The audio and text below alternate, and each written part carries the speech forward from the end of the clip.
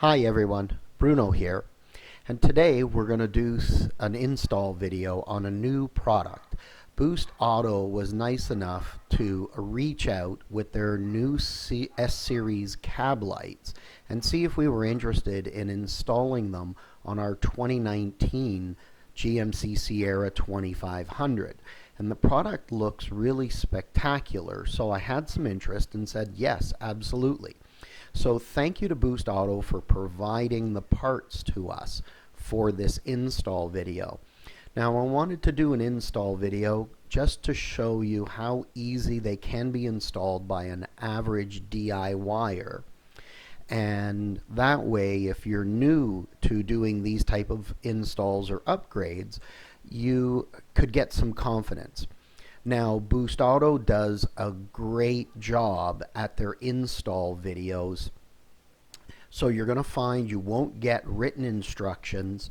They've posted a video step by step on their website, and we're going to use a few of their sequences during this install. So the product's really great, gives you some great features. You can have a variety of options from startup sequences. You can have signal lights, amber or white lights. You can also have sequential switchback, which is really neat. But let's get started with the install, and we'll bring that to you, and then an overall at the end. We'll give you our overall impressions, and here's a quick before and after to just tempt you what they're like.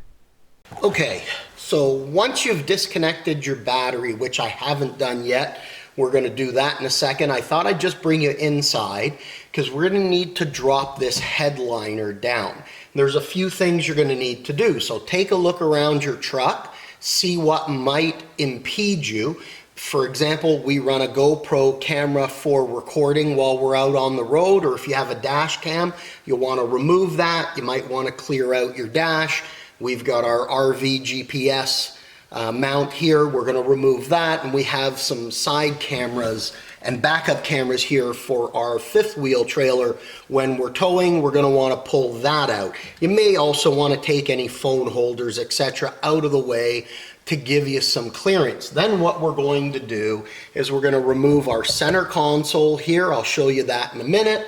We're going to remove our visor and our handle here. We'll have to remove the handles over here, as well as the C-pillar for our that our belt is attached to, so that we'll be able to lower the headliner, and we'll be doing the same on that side. That's why we're going to pull some of these. So we'll get started with that now, and we'll show you some of the tips that we're going to use in order to take these down.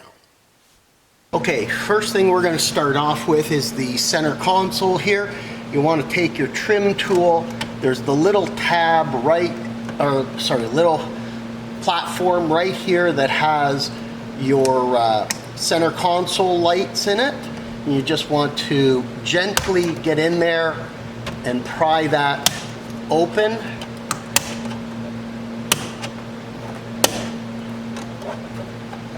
Hold that down because there's a few tabs. Okay, so there is a little screw up here. You might need, depending how dark it is, etc. We're using a light for filming, but you may need a secondary flashlight. It's right up here. It's a Phillips head,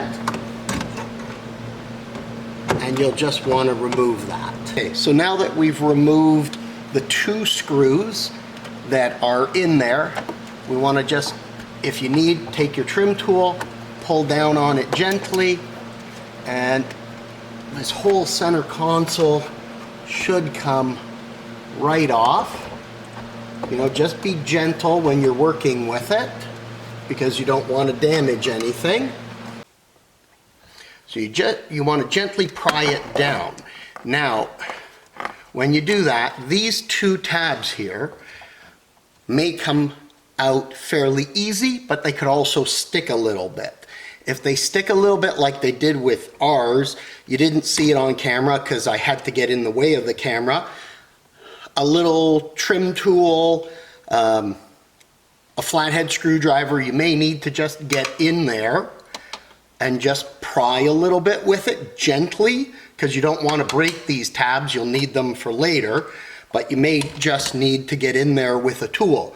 If they pop out easy, great, you're ahead of the game. Now what you want to do is disconnect these connectors here and just very gently work on getting them disconnected. Okay, now that we've removed the visor, we're going to remove the visor support. On the back here there's a little tab, so you just want to reach in with your pry tool, or like we're doing with the small screwdriver, remove that. And there is a small screw back here that'll need to be removed as well.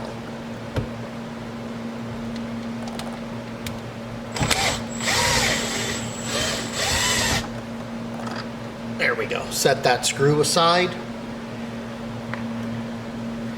And then what we're going to want to do is move on to our A-pillar. And we're going to want to remove the pillar here. So we'll reach in again with a pry tool, simply pry off the covers. And then I believe we'll need 10mm socket for that. So gently remove the 2 bolts here.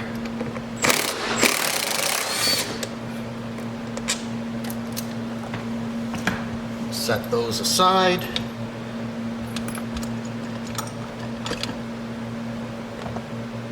And with our pry tool, we're going to want to pry it up and off.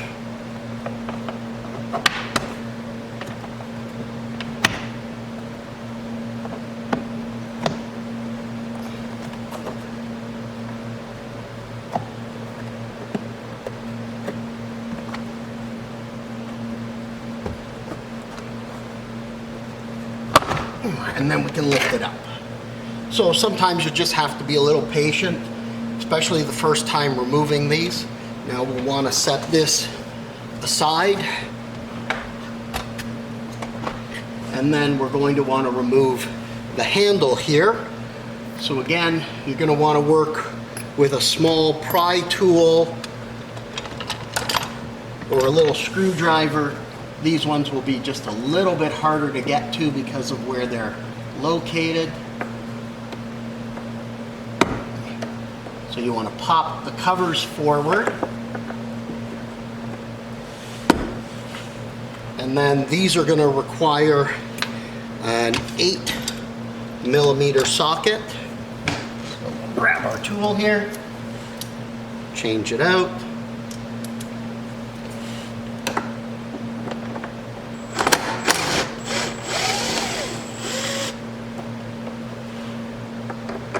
Just, gently remove those.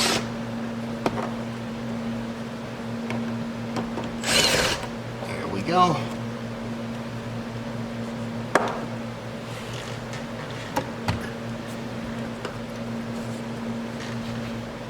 And then gently remove the handle. Now what you want to make sure is you're keeping track of what bolts are for which pieces. And that's what's handy about having a table, or if you're gently setting it aside as I am on the back seat, you can keep everything together. Now we're going to want to remove the side pillar here, and we'll reposition the camera so that you can get a better look at that. Okay, so for the pillar here, we have 2 decorative trim pieces. So with our pry tool, we'll want to reach underneath and just pull off the top cover.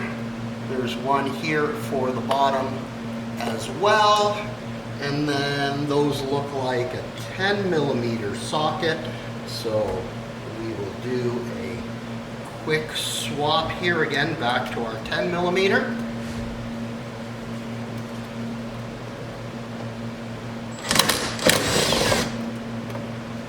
One, and there's a second bolt. here that we want to remove. And again, just be gentle with these. When you pull them out, set them aside. And we are going to come around front,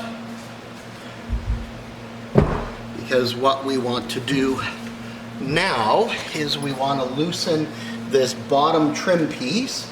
So you may need to pull some of the weather stripping back, and then again just gently working around the piece itself,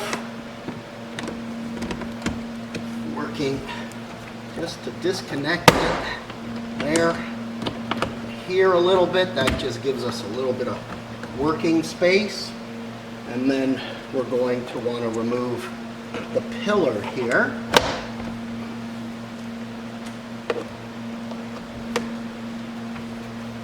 That'll just snap out. Because we've pulled back a little bit here, we got a little bit of working room. If you find you didn't snap it enough, snap it a little bit further down, and that will give us some working room, because there's a positioning tab down there. Now you want to take this, just set it aside, because your seat belt's going to remain through that, and later we'll want to be careful to line that up. Now everything that we've done on this side, we're going to duplicate on the driver's side. We're not going to show you step by step because it's very much like this. I may even splice in the Boost Auto portion. So we're going to do the driver's side and we'll come right back. Okay, so we have done the same process on the driver's side. We're not going to show you that video because it's just a little awkward to shoot, but it's the exact same process on the driver's side. Now, what I want to do before I tell you about the headliner here, I want to give you some pointers. No matter what video you see, sometimes the trim pieces come off super smooth. Sometimes they're a little more complicated to pull off, or they're a little stickier. The thing to remember here is be patient. Don't just yank away, because you may break a piece and then you're going to need to go to the dealer and get a replacement clip, or heaven forbid, maybe even a whole trim piece itself. So my general rule is use little bits of effort, incrementally increasing that. Take your time, use your pry tools, as well as have a good flashlight on hand so you can peek behind to see, is it a clip, does it need to be slid out of the way, popped out of the way, and sometimes even with a flathead screwdriver or the little pry tool from your kit, sometimes you need to reach in and just use the tool to actually pry it out gently. Never force anything, because you're gonna have a situation that you don't like typically if you're forcing it. So I wanted to give that little tip. Now for dropping the headliner, what we want to do is gently pull it away from the weather stripping here. I've actually already done it on that side, and you can just gently pull it down. Again, don't force too much, because we don't want to be yanking any wires away that are glued onto the back of the headliner, and we don't want to damage the headliner. Then what I'm going to do is I'm going to come around now, grab the camera in my hand, and just show you where those lights are. And we're going to start from driver's side, making our way over to the passenger side to remove the lights. Okay, so what we have here is, you're gonna see right up here, this is actually one of the bolts for our center light, and the second one is right up in here. We'll just try to get some light up in there, right in here.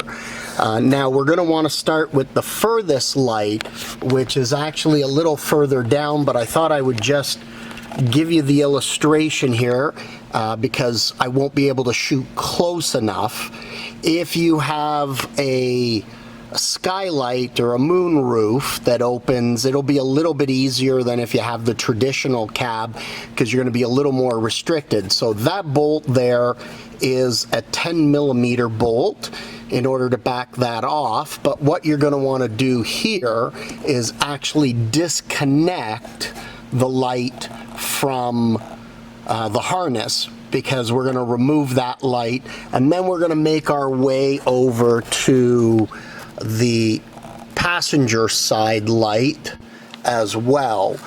So I'll shoot this while from a little bit further distance so that you'll see me removing the lights, and then we're going to want to clean the roof as well. Okay, so what we're going to do is we're going to gently pull down on the headliner. Right up in here is actually the connector for our first light. So we're going to just disconnect that. It's a little hard for you to see, but there's a little squeeze side tab that you push. That'll disconnect the light. Now, depending on the truck you have, be careful. Some of the trucks will have their roof mounted antennas that'll be very close to where the first light is. So you want to make sure that you have the correct bolt.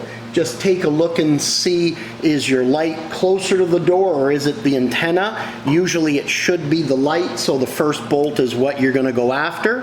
10mm socket, and what we're going to do is just gently reach in and basically undo the light. Again, be patient, take your time. You can do this if you have a power tool, angled power tool to get into that. I want to do it by hand just because I don't want to damage anything whatsoever. It just means it takes a little bit of time. Now, I apologize for having my head to the back of the camera, but it's just so you can get a sense of, you know, how tight it might be when you're working. Also, I apologize if you're getting any background noise because it's fairly cold outside. We are running our furnace in our garage, and what I may do one day is maybe we'll do a video.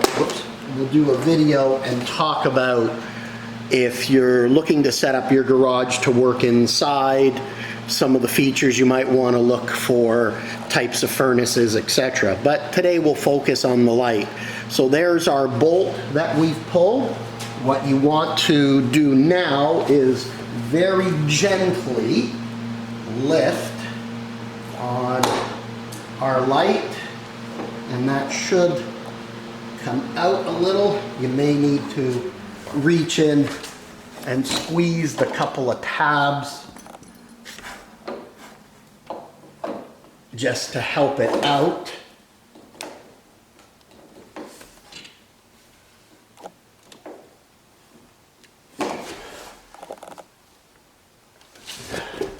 Because we just want to be gentle with it. And that way, if you want to reuse the lights at some point down the road, you're able to do that. Now, there's going to be a couple of little tabs here that you're going to need to pry in to allow that light to push up and be able to get it out. Now, be careful. You may need to put a bit of pressure from outside to pull it up as well, and you may risk snapping those tabs. Now, if you never plan to use these lights again, not necessarily a big deal, but if you do want to keep them aside, then you know, you want to be as gentle as possible. The one thing, if you ever want to reuse these, is you'll need to get another new clip. These apparently are a one-time use itself. Now, the other thing I want to show you is, and we'll lift this up so that you get a better view. When you take it out, likely you're going to have a little bit of dirt and a little bit of the gasket here. So you're going to want to take the cleaner, a good cleaner that you use in your garage, clean that up nicely. We're not going to do it this second. We're going to wait till all the lights are removed, then we'll clean all of them so we have a nice clean surface, because the new lights, so we'll put the camera down here for a second, because we're gonna grab one of the lights to show you, because Boost Auto talks about using a thicker gasket, and we'll show you the two lights together. So this is the OEM GM gasket, and then what we have here is the Boost Auto gasket. And I'll pull them out just so that it focuses better. And if we put them on a bit of an angle, you can actually see how thick that gasket is. Now remember, this gasket has been compressed, but I can tell you just by feeling it, you know, this gasket, the OEM gasket, isn't as thick as the Boost Auto gasket. So that's a nice thing to keep water out. So what we're gonna do now is we're gonna work and do the same thing with the middle light. We're gonna back out the screws, or the bolts I should say, and then we're gonna work on the passenger side, remove those lights, and then we'll show you cleaning the roof itself. Okay, so what we're gonna do is we're gonna remove the center light and the passenger side light. Now I'm not actually gonna show you that here for one reason. Because we don't have a sunroof, we have a full headliner, it's really hard to shoot this. You're not going to actually see me removing the bolts. So what I'm gonna do in the video right now is I'm gonna splice in Boost Auto's piece of video, because they did it on a truck with a skylight so that you could actually see them removing the bolts. And I'm gonna put that in this video so that you can actually see what it's like up close and just really give you a good look at that. Then we're gonna bring you back for securing the lights themselves, the new lights in. Now removing the center cab light. Oh, we have removed the lights, and you can see the residual that has been left, the dirt, etc. Now, one thing I can tell from this is that our center light, even looking at the bottom of it, when you look up close, you can actually see that some debris was getting in underneath the light. And as I mentioned in an unboxing video, we've seen that on an older generation truck where it got in underneath and then eventually it starts to cause rust.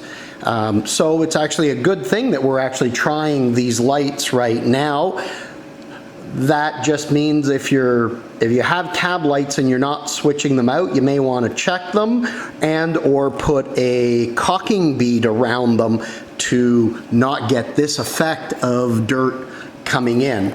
Now, what you'll want to do is basically get a good cleaner that you use around the garage. You might even need something like a little polishing, a little bit of polish itself to clean up the spots really good, because you want to remove any and all of this dirt away so that when you put on the new lights, you know, you've got a really good surface. So we're gonna do that now. I'm gonna just work away at it, make sure I've got an extra clean surface, and then we're gonna proceed to the next step, which will bring you back to clean it. Now when you're cleaning, you can use, as I mentioned, a little bit of polishing compound. You could use a degreaser to take the grease, etc. off. Just make sure you're using a microfiber towel, clean it, and then what I would do with the opposite side is just go over it to dry it up and take any dirt away, and then give it a few minutes to actually dry before you start installing the other lights. Okay, we've cleaned the roof. While we're giving it a couple of minutes to dry, again, I thought I'd just show you up close what the lights are like. So here is the GM OEM light. You'll notice the couple of little diodes just right inside it versus the Boost Auto that has a nice single long LED. So just a little bit of a different look. Now we are going from the amber light, because this has an amber housing, where this housing is clear. The Boost Auto is going to give us amber for signals, four-way flashers, but then running lights are going to be a clear white LED. So a little bit brighter, a little bit more visibility as well for people coming down the road for very dark or foggy or snowy nights as well. So I thought I'd just show you that while we were waiting for the roof to dry. Now we'll go back to the installation. Okay, so because of this full headliner, it's really hard for you to be able to see some of the details, so I thought I would just show you. So this little retaining clip is a one-time use clip, so you want to be very careful when you're installing it. You'll see the back of the light that the clip actually has a spot where it sits in like this. So you want to be careful that you don't put it in just off angle. In each of the corners, there's actually, and you can just see it here, in each of the corners, there's a little slot where it'll sit in. So the trick is, because you're working upside down, is to actually have this all together, come up with the bolt, get it into those slots, and just hand thread the start of it, so that when you're sitting upside down like this on the roof, and it's going to be tighter than you can actually see now, when you're sitting on the actual roof, that light, and you're working from underneath, that you just get it threaded enough so that it's all lined up in the actual holes. That way, when you start to put pressure, it's going to clamp down. If you've misfed that, you start tightening it and realize that it didn't go on properly and it's gone off on an angle.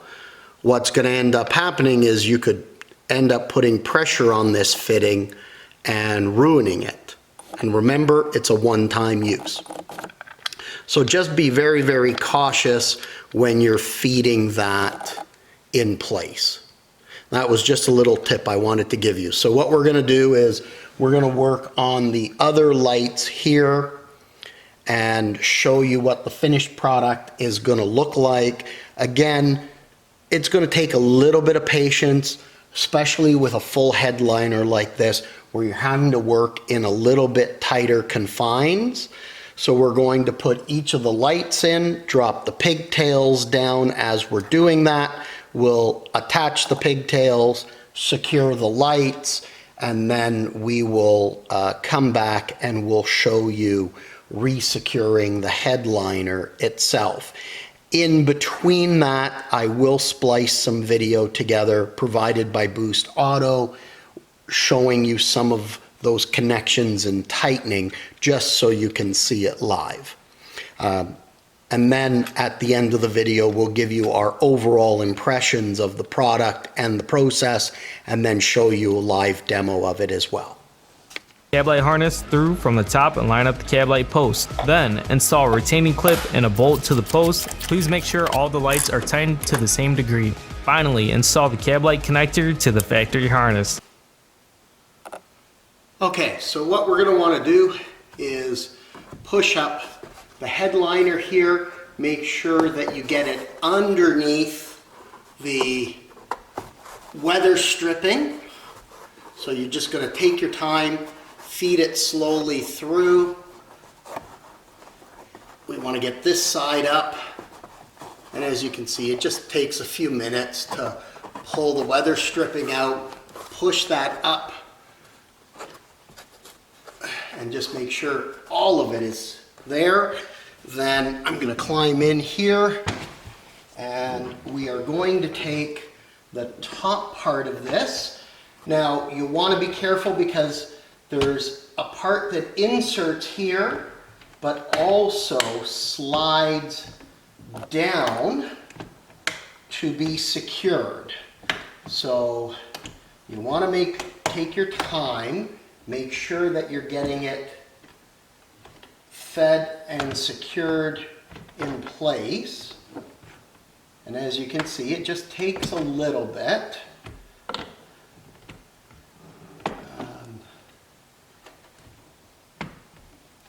Because you're working, trying to do a couple of things all at the same time. And what we may need to do in this case is one of the supports here, we may want to actually pop out and then re-secure it directly to the back here. Just because there's this little feeding tool or alignment tool that needs to line up, but it is so close to one of the supports, it may actually be easier to take the support, insert it into the base, and let's just give that a try again.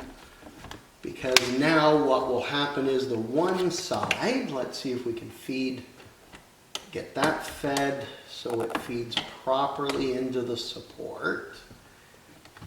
Lower it down to where it catches, and now we can snap both of those in. Okay, so you just want to take a few minutes, really make sure that you've got your belt adjustment in place, make sure it's tapped in well. Take your weather stripping, pull it to the outside. We're going to actually go around the back here. We're going to take the weather stripping, make sure it's also pulled out on the outside, because guaranteed there's going to be a couple of spots where it's caught, and that gets us nice and secure there. Then what we're going to do is take our bolts and our 10mm socket and feed it back in place. And I'm just out of frame, but I like to start them by hand. That way I know I'm not doing it with a driver or an impact wrench and messing up the threads. I like to get it started, make sure they're good, and then we can switch over to save ourselves a little bit of work with the impact driver. Do our top bolt. Make sure it's in properly. There we go. Double check our bottom. There. There we go. And then while we're here, we can take now the bottom part of the trim and snap it back in place. Again, make sure the weather strip is all the way on the outside. We go around, do the same thing to the back, because you know some of that weather strip is going to get caught underneath, and we want it sitting on top. We've got a nice good fit there. We can pop our trim pieces back in place, and they'll just fit in right here. Oh, I've got this one backwards. There we go. I already had the bottom one. Does not fit on top. So There we go. Just take a little bit of time and it naturally goes back in place. Now, what we're going to want to do is going to come back into frame so you can see me. Put our tool there. We're going to pull up our seat. I like to do a quick test again. Just make sure. So we want to adjust our seat belt. It stays in place. That's good. We're going to reach around now. We're going to grab our handle and we're going to have to do a little switch because we definitely now need an 8mm socket. We're going to take this, we'll put that socket there, and we're going to line up our handle. Whoops. We're going to just line up our handle here, and we have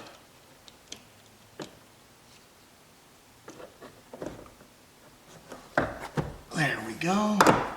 And as I said, a lot of this is just taking your time, being patient, and just watching all your bolts and screws that you don't drop them anywhere, because depending where you're working, it might be really fun trying to retrieve them.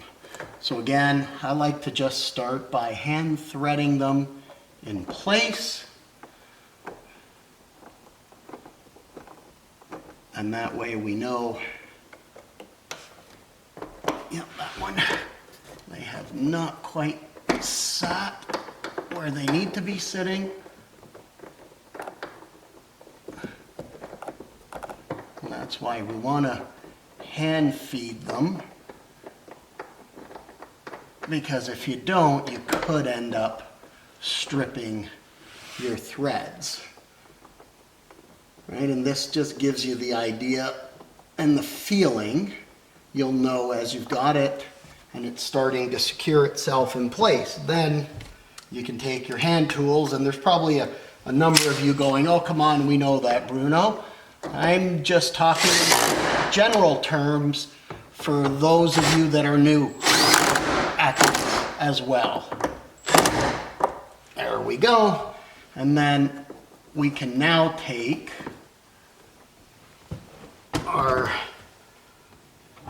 and let's see if we can do this. Take the little trim pieces, pop them back in place, and then fold your handle up. Next thing we're going to do is work on our support for our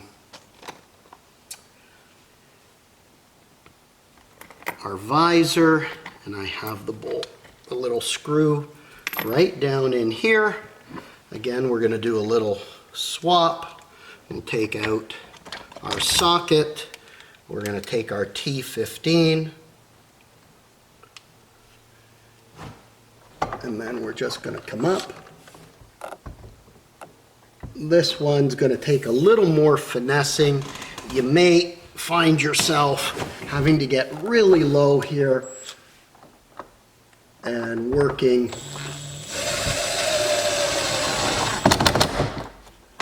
to find that location, because you've got to look up at it. So we have that secured, and I think we can move on to our A-pillar now. So we're going to grab our A-pillar. Now this one, you want to be careful with this.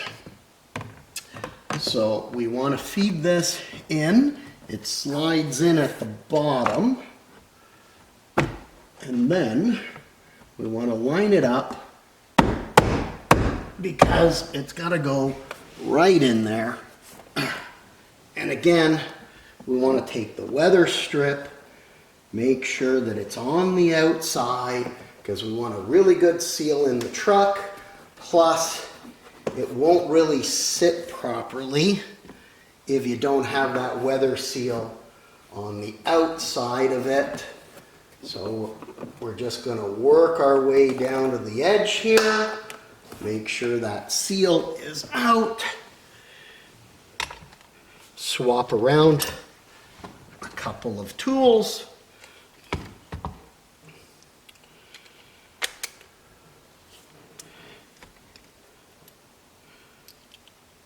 And we're going to do, as I said I like to, we're going to just manually start the threads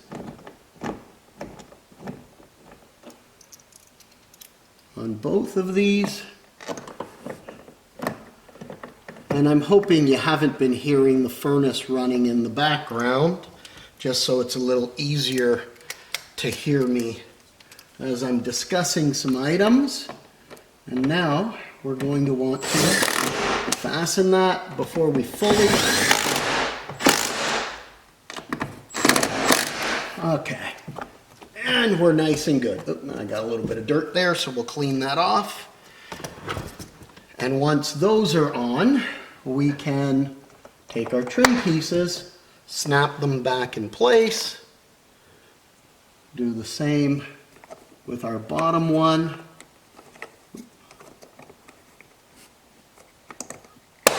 There we go. And our last piece to put on, which we'll do a swap because we're going to need our T15, is reaching in the back here for our visor.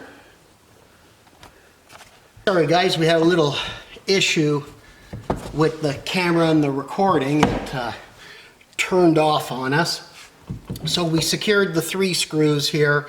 We've secured the support, and then we've put our plate back on. I was commenting that I was supporting the visor with my shoulder here as we attach them back together. Okay, what we're going to do here, because we had a little glitch on the passenger side with the camera, and then with the visor, what you're going to want to do is put it up in place here, and it might just take a little finessing because we want to get our guide right in there properly, and I'm hoping you can see this. Remember, these are T15s. We want to take our first one here and just gently put it enough so that it holds that in place.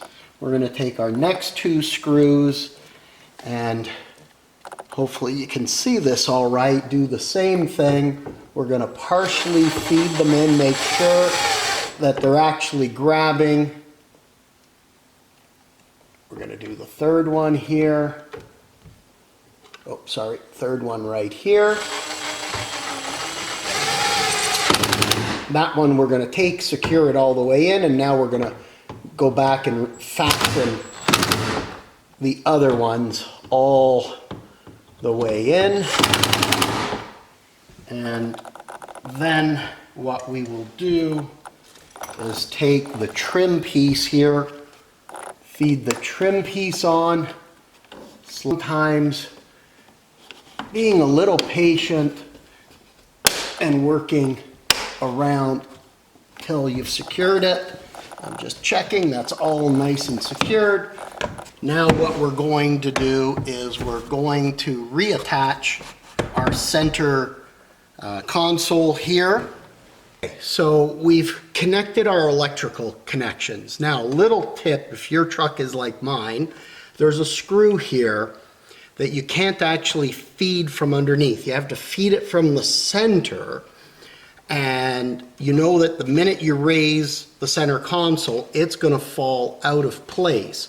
So what you have to do is take your screwdriver, hold that screw gently, bring up the center console so that you're lining up these end pieces to go into their supports in the roof, because you'll need to give it a gentle push And then while you do that, that screw should be lined up to where it fastens so that it doesn't drop down, just like that.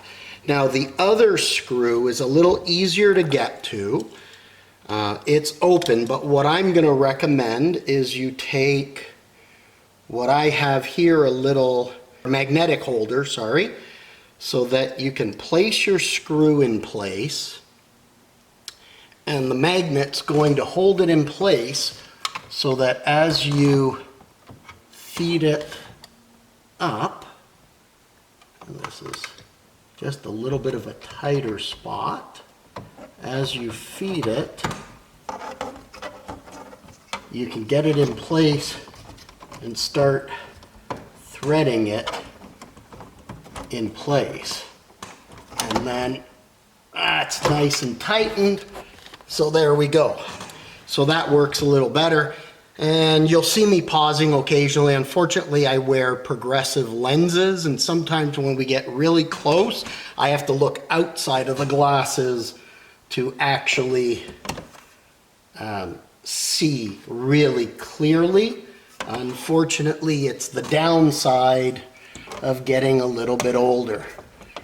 And then now we can take this trim piece, snap it back in place. Now that we've done this side, the reassembly of the driver's side is exactly the same, just on that side. I'm not gonna, again, not bring you that portion. It's a little harder to shoot on the driver's side. So we'll assemble it, but it's essentially exactly what you've seen here already. And then we'll come back and do the electrical. Okay, so we're about ready to start electrical. What I'm gonna do is splice in the video from boostauto because they do a great job on the electrical side, and most of that is because I just can't get the cameras in the right positions as I'm filming alone, where they had a film crew so you can shoot some different angles and see what's happening. But before I splice that in, I'll show you the two main areas you're going to need access to. Then we'll splice that video in and we'll bring you back to show you the finished product. So first of all, on the driver's side here, you are going to need access to the BCM plugins, the brown and the black, right up here. And then as we come around the truck, you're going to need access to the fuse box on the passenger side, and we're going to need access right here to this plug in order to hook up our lights. Now I'm going to splice in that electrical side, and we will bring you back to show you the finished product on our truck. To install your S-Series module, we'll first have to remove this panel on the passenger side.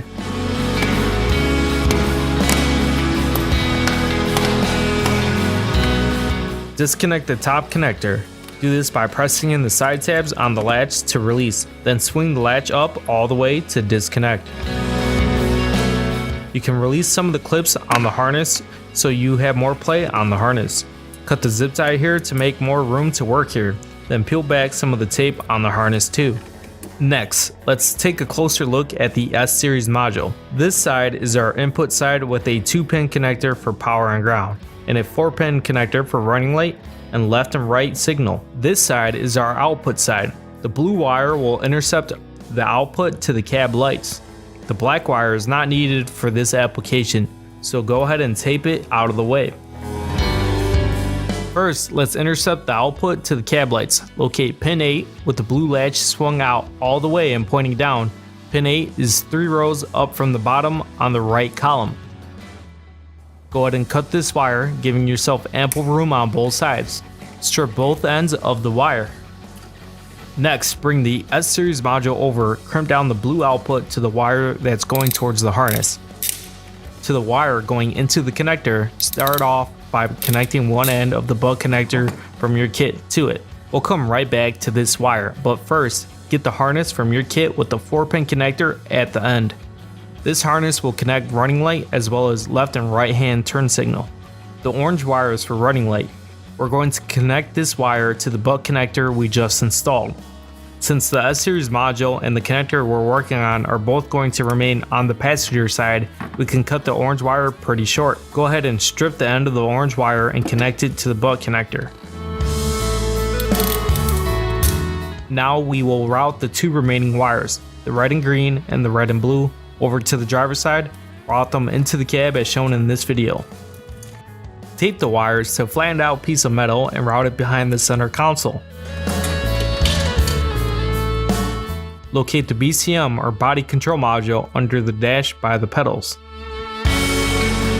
Disconnect the black and brown connectors. Go ahead and peel back some of the tape from both connector harnesses. Then, working on the brown connector first, tap to pin 2 using one of the red T-taps from your kit. With the connector tab on top, pin 2 is located on the top row and the second slot from the left. Press in the T-tab until it clicks into place. In the same way, on the black connector, tap to pin 3 located on the top row and the third slot from the left. Next, we'll cut to length the 2 wires that we had sent from the passenger side. Go ahead and strip the ends of these wires and connect each with a spade connector from your kit. Awesome, pay close attention to this next part. For left-hand signal, we'll take the red and blue wire from our harness and connect it to the T-tap on the brown connector. And for the right-hand signal, we'll take the red and green wire from our harness and connect it to the black connector. Go ahead and reconnect the black and brown connectors.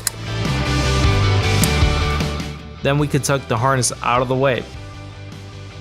Let's head back to the passenger side to continue with the wiring.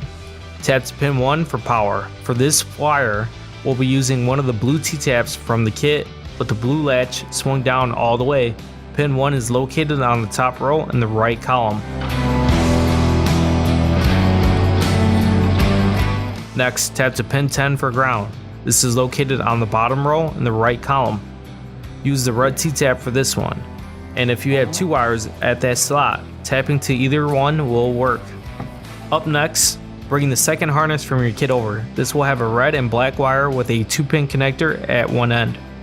Since the wires are going directly from the connectors to the module, we can measure and cut it to length. If your wiring kit includes an inline fuse, it will have to be installed to the red power wire from your harness. Here's how you do that.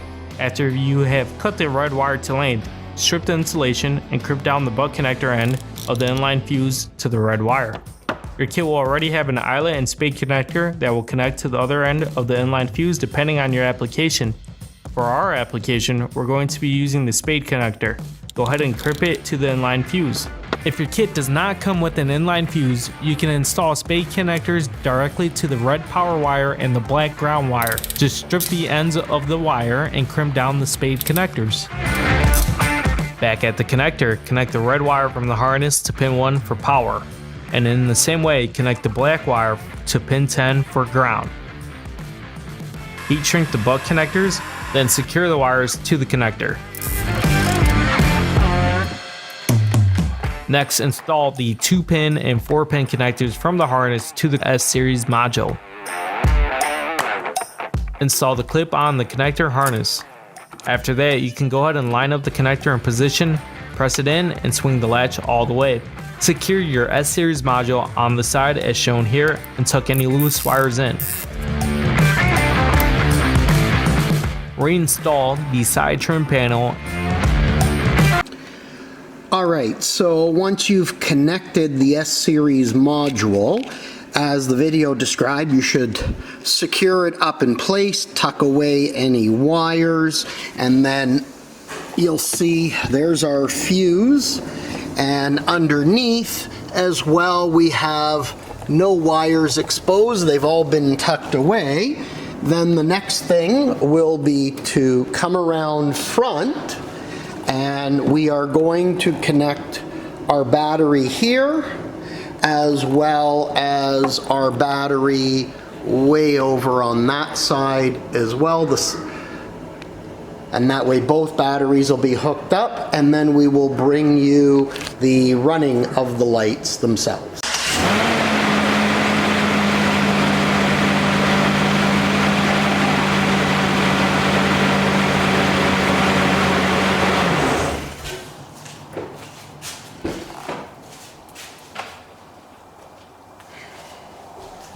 Demonstration of S-Cab series lights.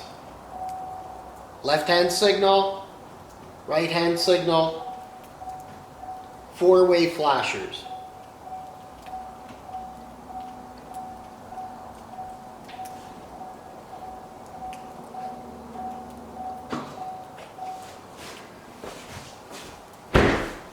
Okay, so some final thoughts. The install is done, batteries hooked up. As you've seen just prior to this, the function of the lights with the startup sequence, the turn signals, the four-way flashers. My final thoughts, I like the lights. They seem really good quality. I like the way they sit on the roof and the extra thick gasket compared to the OEM lights. I think it'll give it a little more protection from keeping any water intrusion there. I really like the look of the lights. They're very bright, and I like the idea that as I approach an intersection, not only do I have my flashers going on my main lights, but I actually have them up on the cab lights as well. I think visibility for people seeing you will actually be a little better, even though I don't know how sometimes they seem to miss a big white truck like this. Customer service has been great. The company has been fantastic, answering questions, etc. for me prepping the video. The installation is very straightforward, takes a little bit of effort, so you're gonna need to leave yourself several hours if you want to take your time, because I don't believe in rushing a project like this. You want to take your time, do it right, use the old adage of measure 2 or 3 times, cut once, right? So double check your steps. I really like the idea that boostauto is doing installation videos. Instead of just handing you a piece of paper that says, here we go, follow these instructions, they're actually walking you through those steps live on video, so you can actually get a real comfort at it. And you may, if you've never done one of these installs before, watch the video 2-3 times. And as I mentioned earlier, you know, take your tablet, take your phone with you. And when you're doing certain steps, like the electrical hookups, it's great to have that video there and go, oh yeah, it's pin 3, it's pin 1, and it's a double check. What I found as I installed it, exactly the colored wiring they had in the video segments that we showed you were exactly the same for our truck.